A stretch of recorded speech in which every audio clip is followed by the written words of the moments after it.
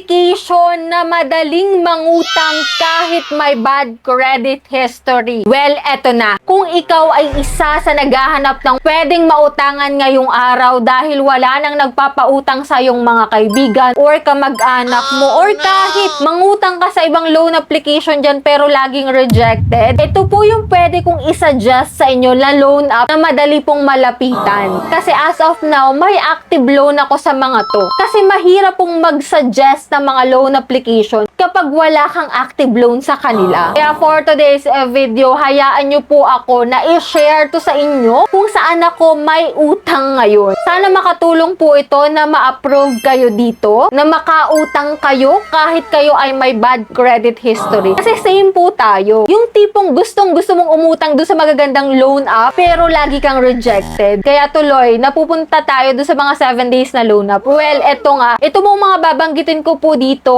ay hindi po 7 days to pay. Pero may option ka po kung kailan mo siya gustong bayaran. Kung may pera ka after a week, pwede mo na siyang bayaran kaagad. Eto ha, wala tong paligoy-ligoy, wala po tong sugar coating. Dito po talaga ako may active loan. Kaya for those na naghahanap dyan talaga ng mautangan online, panoorin mo po to hanggang dulo. Anyway, bago tayo mag-start, kung hindi ka pa po nakasubscribe sa aking YouTube channel, kindly click the subscribe button, turn on the notification bell para lagi kang updated sa mga bagong loan app na naglalabasan dyan online at sa mga updates sa mga lumang loan app. At dito guys, namimili rin po ako ng 5 lucky winners na mananalo sa aking pa-Gcash giveaway. Ang gagawin mo lang, ilalike mo tong video na to, mag-iiwan ka ng comment dyan sa comment section at please share this video na rin. Eto ha, disclaimer lang, hindi ko kayo pinupush na umutang dito. Kung ayaw nyo sa loan app na to at kung may history kayo dito, huwag nyo na lang siyang utangan. So ito po ay para sa mga naghahanap talaga at laging rejected dahil may bad credit history. So unang-una po talaga dyan ay si Tala. So si Tala Philippines. Huwag po kayo magda-download ng application sa App Store ng Tala Philippines. Hindi po yun legit ha. I mean, hindi po siya yung original na Tala Philippines. So as of now guys, nasa 4,500 na po yung pwede kong mautang dito at pwede na po ako magbayad ng 61 days sa kanya. So ganun katagal guys, 2 months to pay. At kahit pa po ikaw po ay na-delay dito ng pagbabayad, kahit ikaw ay may history na sa kanya before ng late payment, hindi siya nagdadalawang isip na pautangin ka ulit. So ganun yung experience ko sa kanya. At hindi rin po siya nang haharas ha, hindi po siya katulad dati. Kasi for my experience ko to ha. May mga ibang agent din kasi si Tala na medyo, alam nyo na, nang haharas. Pero as of now ha, wala nang ganun. Okay na siya talaga. So kung ikaw po ay first time na utang dito kay Tala Philippines, up to 25,000 po yung pwede mong mautang. So napakadali lang dito guys mag-apply. Magda-download ka lang ng application, magbibigay ka lang ng valid ID mo, mag-fill up ka lang doon ng mga form at magsasagot ng ilang katanungan. And then yun na guys, ma-approve ka na kaagad, makaka-cash out mo na kaagad yung pera mo, buo at walang kaltas. Kapag pumaya po yung gagamitin mo. Kapag sa Gcash, may konting transfer fee lang man sa 15 ata. So ganun lang, konti lang yung babawas. Pero halos buo mo rin siyang ma-reserve. And then next na natin guys ay si Gcash. Yes, may utang po ako dito. G-credit po yung aking gamit. Nasa 25,000 na po yun. So ilang beses na rin po ako na-delay ng payment dito. Ilang beses na din ako na overdue. Ayan, may bad credit history na ako. Pero still, nagpapautang pa rin po sila at continuous pa rin po yun. As long as active ka rin pong gumamit ng Gcash. Cash in, cash out lang. Pagbabayad ng bill. Ayun, okay na. Magpapaloan na siya sa'yo. May ibang borrowers guys na na-unlock nila yung G-loan. Mas maganda din po yun. Pero okay na rin. At least isa dun sa tatlong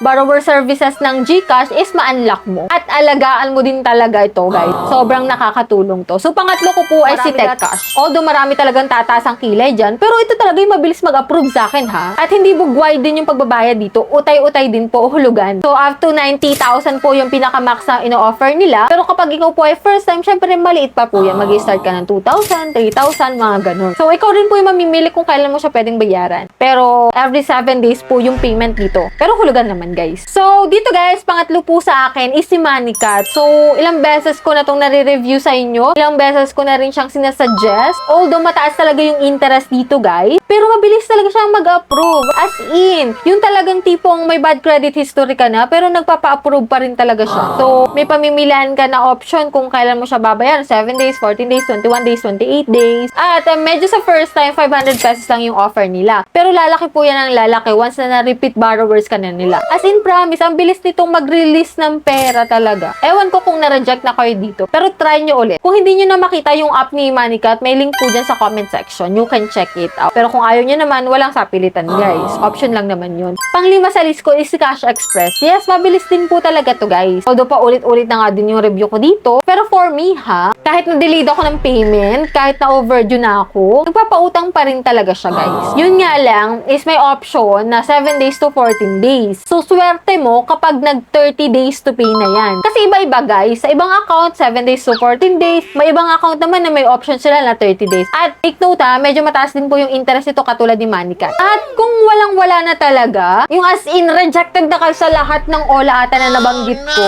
pwede nyo pong itry si Peso Cash. May active loan ako dito guys, as of now. Delayed nga ako ng ilang araw. Nalimutan ko siya, 9 days na akong overdue. At nasa 4,500 naman po yung na-loan ko dito. Yun nga lang guys, every 7 days din po yung bayaran dito. Dun sa 4,500 ko, ibabalik ko po yun ng nasa 7,000. So, di ba malaki? Pero hulugan naman po yung bayad. Yun nga lang yung kagandahan dito. Kung hindi mo siya kayang bayaran ng buo na 7,000, is pwede mo pong hulugan siya. So, dun sa 4,500, every 7 days po, nagbabayad po ako ng 900 plus. Yun talaga yung pinakang last option ko sa inyo guys, kung wala na talaga. Pero nga, sabi ko nga doon sa ibang vlog ko guys, kung madaling mag-approve, kung receive nyo kaagad yung pera, syempre may consequence yan na mataas po ang interest, mataas po yung dagdag or 7 days lang, mga ganun. Pero ito talaga guys, yung may mga active loan ako ngayon. Kaya kung kayo nangangailangan ng pera, ng urgent money, eto, pwede nyo siyang itry. Pero dito guys, pag-isipan nyo mabuti kasi sabi ko nga mataas po ang interest at yung iba dito is 7 days to pay lang. Swerte mo kung may offer na kaagad na 30 days, di ba? So yan guys, if ever na may bad credit history kayo at gusto nyong ma-build yan, magkaroon kayo ng good credit standing, mag-umpisa kayo sa mga loan application na yan. Alagaan nyo, huwag kayo magpa-late ng payment, huwag kayo magpa-overdue. Unti-unti pong mabibuild ulit yung inyong credit standing. At hindi natin alam, baka bukas-bukas is maka-approve na tayo dun sa mga magagandang loan application. Kaya wag na wag magpapa-overdue. Umutang po kapag may inaasahang pambayad. At kung mataas ang interest at hindi kayang bayaran, wag pong utangan. So, that's it. Yan po yung mai-suggest ko sa inyo. Pero ito po ay suggestion lamang. May option kayo na alamin muna yung loan terms bago kayo mag-apply sa mga loan.